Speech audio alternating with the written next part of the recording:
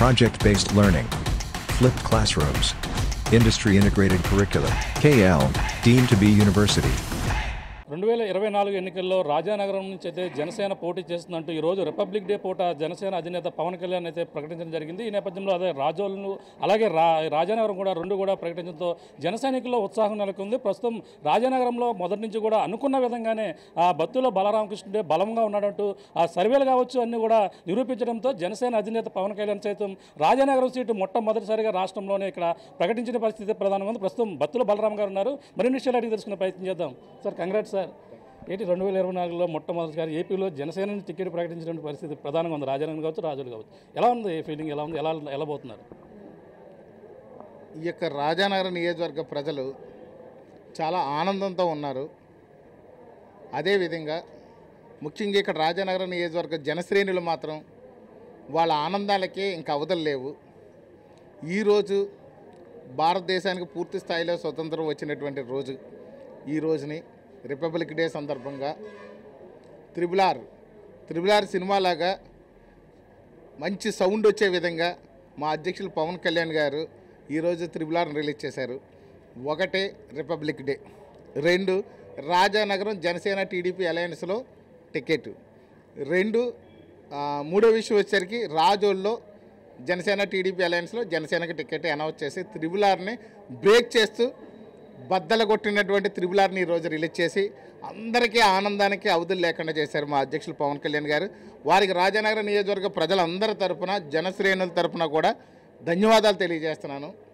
అదేవిధంగా ఈ రాజానగరం నియోజకవర్గంలో జనసేన పార్టీకి పూర్తి స్థాయిలో ఇక్కడ బలోపేతం అయ్యి ఎలక్షన్కి మంచి మెజారిటీలో గెలవడానికి సిద్ధంగా ఉంది.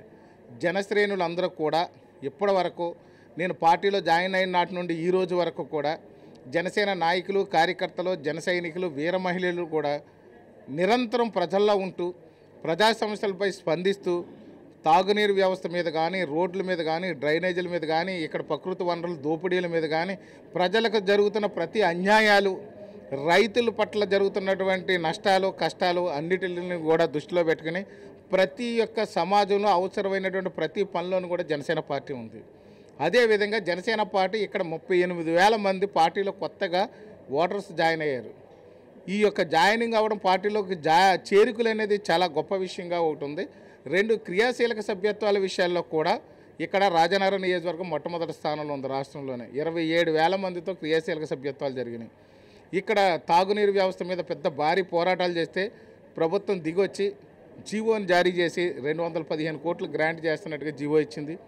అలాగే రోడ్ల గురించి మేము స్పందించి ధర్నాలు చేస్తే రోడ్ల విషయాల్లో కూడా అలాగే చేశారు. ప్రతి విషయంలో కూడా ప్రభుత్వం వైఫల్యాలు ఎండగడుతూ ప్రజలకు సపోర్ట్గా ఉండి మేము నడిపిస్తున్న తీరునంతటా చూస్తే ఇక్కడ జనసేన పార్టీ బలోపేతం అవ్వడం చూసి అందరూ సమిష్టిగా కష్టపడతాం.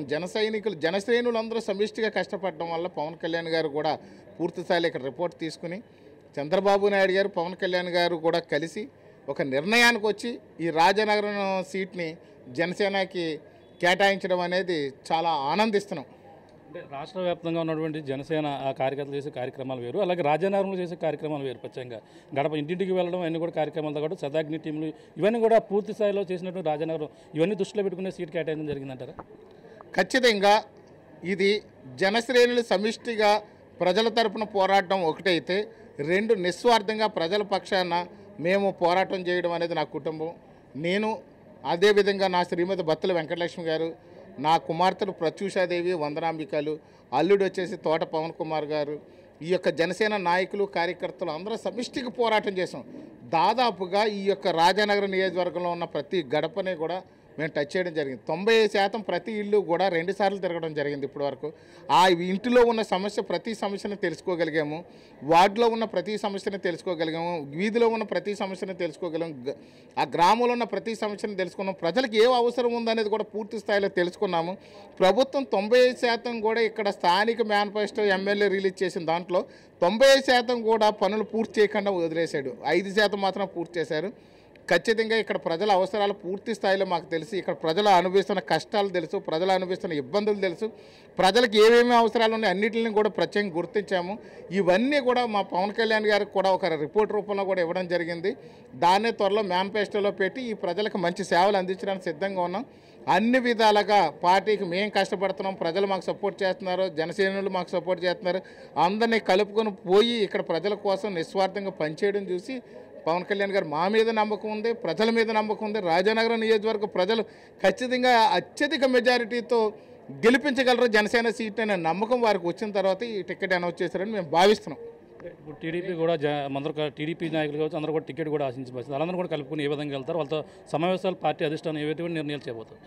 ఖచ్చితంగా మాత్రం టీడీపీకి ప్రతి గ్రామంలోని సమన్వయ కమిటీలు ఏర్పాటు చేసుకుని జనసేన టీడీపీ సమన్వయ కమిటీలు గ్రామ స్థాయిలో, జనసేన టీడీపీ సమన్వయ కమిటీలు మండల స్థాయిలో, జనసేన టీడీపీ కమిటీలు నియోజకవర్గ స్థాయిలో కూడా పెట్టుకుని ఎక్కడ ఎలాంటి మిస్అండర్స్టాండింగ్స్ రాకుండా, అపోహలకు తావు లేకుండా ఖచ్చితమైన పద్ధతిలోనే మేము తీసుకుని వెళ్ళి అందరినీ కలుపుకుని వెళ్తాము. ఒక అన్నదమ్ముల్లాగా, అక్క చెల్లుల్లాగా, భార్యాభర్తల్లాగా కలిసి ఉండి సమిష్టిగా పోరాడి ఇక్కడ వైసీపీ విముక్త రాజానగరం నియోజకవర్గాన్ని మేము చేస్తాము. అదేవిధంగా రాష్ట్రంలో చంద్రబాబు నాయుడు గారు, పవన్ కళ్యాణ్ గారు కలిసి వైసీపీ విముక్త ఆంధ్రప్రదేశ్గా వాళ్ళు తయారు చేసి రాష్ట్రాన్ని అభివృద్ధి పదంలోకి తీసుకొస్తారని మేము అందరూ కూడా ధీమాను వ్యక్తం చేస్తున్నాం. అంటే వైసీపీ కూడా చాలా బలంగా ఉంది, సంక్షేమ పథకాలు ప్రతి ఇంటికి కూడా ఇవ్వడం జరుగుతుంది, అన్ని విధాలుగా మేము వెళ్తున్నామని చెప్పేసి అలా అంటున్నారు.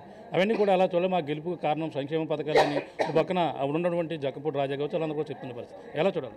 సరే, ఇప్పుడున్న సంక్షేమ పథకాలని కొనసాగిస్తూనే అంతకంటే మెరుగైన సంక్షేమ పథకాలు మేము అమలు చేయడానికి టీడీపీ జనసేన ప్రభుత్వం రాగానే కూడా మేము ప్లాన్ చేసుకుని కూర్చున్నాము. ఇక్కడ ఉన్నటువంటి సంక్షేమ పథకాలు పెన్షన్లు కానివ్వండి, లేకపోతే ఈ ఆసరాలు ఇవన్నీ కూడా ప్రతి పథకాలు ఇప్పుడున్న పథకాలను కొనసాగిస్తూ ఉంటారు. వీటికంటే మెరుగైన పథకాలను అమలు చేస్తాం. ఇంకా చాలామంది లబ్ధిదారులు కులాల కోసమో, మతాల కోసమో, పార్టీల కోసం పక్కన పెట్టేసిన వాళ్ళు చాలామంది బాధితులు ఉన్నారు. వాళ్ళందరినీ కూడా తీసుకుని కులాలకు అతీతంగా, మతాలకు అతీతంగా, పార్టీలకు అతీతంగా ప్రతి గడపలో ఉన్నటువంటి లబ్ధిదారుడు ఎవరైతే ఉన్నారో అర్హత కలిగిన లబ్ధిదారుడు అందరికీ కూడా పథకాలు అనేది ఖచ్చితంగా ఇంతకంటే మెరుగైన పథకాలు ఇస్తాము. వీళ్ళ అభివృద్ధి లేని ఆంధ్రప్రదేశ్ చూపిస్తూ మాత్రం సంక్షేమం అమలు చేశారు. మేము మాత్రం రాబోయే ప్రభుత్వంలో సంక్షేమం అనేది ఇంతకంటే మెరుగైన సంక్షేమం ప్రజలకు ఇస్తూ ఆంధ్రప్రదేశ్ని అన్ని రంగాల్లో అభివృద్ధి చేస్తాం. రోడ్లు, డ్రైనేజీలు, వీధి లైట్లు, తాగునీరు, సాగునీరు, విద్య, వైద్యం అన్నిటిల్లో కూడా అభివృద్ధి చేస్తాం. ముఖ్యంగా యువతకి ఉద్యోగ ఉపాధి అవకాశాల కోసం ఇండస్ట్రీస్, బిజినెస్ మాల్స్ అన్ని తీసుకొచ్చి ఇక్కడికి ఆంధ్రప్రదేశ్లో వ్యాపార అభివృద్ధి చేసి వ్యాపారాల ద్వారా ఉద్యోగ ఉపాధి అవకాశాలు ప్రజలకు మెండుగా వచ్చేటట్టు చేస్తాం. వ్యవసాయాన్ని కూడా ఒకప్పుడు పండగగా ఉన్న వ్యవసాయం ఈరోజు దండగా మార్చేసిన జగన్కి ఇదే విధంగా ఇక్కడ జరిగినటువంటి వర్షాలకు వచ్చి మునిగిపోయి రైతులు అన్ని విధాలుగా నష్టపోతే కూడా రీఎంబర్స్మెంట్ లేని పరిస్థితుల్లో రైతులు ఉన్నారు. ఈ నష్టపరిహారాల విషయంలో కానీ ప్రతి విషయంలోనే కూడా ఖచ్చితంగా మాత్రం ప్రజలకి ఆనందించదగ్గ, సంతోషకరంగా ఉండే విధంగా పరిపాలన రాబోతుందనేది ఈ సందర్భంగా తెలియజేస్తున్నాం. వాళ్ళ పథకాలు పెద్ద పథకాలేం కాదు, ఎక్కడ చూసినా రోడ్లకి డ్రైనేజీలు లేవు, వీధి లైట్లు లేవు, ఎక్కడ లేవు. కానీ మేము అన్నీ అభివృద్ధి చేస్తూ ఉన్న పథకాలని కొనసాగిస్తూ ఇంతకంటే మెరుగ్గా ఇచ్చి ప్రజలందరికీ కూడా అభివృద్ధి చేస్తామని ఈ సందర్భంగా తెలియజేస్తుంది. RRR అంటే ఎంతో రికార్డులు కొల్లగొట్టింది సినిమాలో, అటువంటి ఈ విధంగా ప్రకటించింది. ఇక్కడ రికార్డు ఏ విధంగా కొల్లగొట్టబోతుంది, ఎంత మెజారిటీ రాబోతుంది? రాష్ట్రంలో ఉన్న దాంట్లో అత్యధిక మెజారిటీ వచ్చేదానికి మేము ప్రయత్నం చేస్తున్నాం. ఖచ్చితంగా మినిమం 50,000 ఓట్ల మెజారిటీతో జనసేన టీడీపీ పొత్తులో రాజానగరం నియోజకవర్గం గెలిపించి పవన్ కళ్యాణ్ గారికి అప్పగిస్తానని ఈ సందర్భంగా తెలియజేస్తున్నాను. చూస్తున్నాం, భారీ మెజార్టీతో రాజానగరం నియోజకవర్గంలో మొట్టమొదటిగా ప్రకటించిన టికెట్ కాబట్టి రాజానగరం నియోజకవర్గంలో రికార్డులు బద్దలు కొట్టే విధంగా మెజార్టీ ఉంటుందన్నారు. అలాగే సంక్షేమ పథకాలన్నీ కూడా రాష్ట్ర అభివృద్ధితో పాటు సంక్షేమ పథకాలు కూడా కొనసాగిస్తూ నియోజకవర్గంలో ఎన్నడూ లేని విధంగా అభివృద్ధి చేసేందుకు రైతులకు కావచ్చు అన్ని విధాలుగా అండగా ఉంటూ ఇప్పుడు నియోజకవర్గం రాబోయే ఎన్నికల్లో జనసేన జెండా ఇక్కడ ఎగరడమే కాకుండా రాష్ట్ర వ్యాప్తంగా జనసేన టీడీపీ పొత్తులో మొత్తం ఇక్కడ జనసేన కైవసం చేసుకోబోతుందని ప్రధానంగా మాజీ మెజారిటీతో గెలిచి పవన్ కళ్యాణ్ గిఫ్ట్గా ఇస్తానని, అలాగే జనసేన ఇన్ఛార్జ్, అలాగే ఇప్పుడు ఉన్నటువంటి రాబోయే ఎన్నికల జనసేన అభ్యర్థి బత్తుల బలరామకృష్ణ గారు చెప్తున్న పరిస్థితి ప్రధానంగా కనబడుతుంది. ఇది ఇక్కడ ఉన్న తాజా పరిస్థితి. బాలుతో ప్రకాష్, RTV రాజానగరం నుంచి. మరిన్ని వీడియోస్ కోసం ఛానల్ ని సబ్స్క్రైబ్ చేయండి, లేటెస్ట్ అప్డేట్స్ కోసం వాట్సాప్ ఛానల్ ని ఫాలో చేయండి అండ్ లింక్ డిస్క్రిప్షన్ లో ఉంది.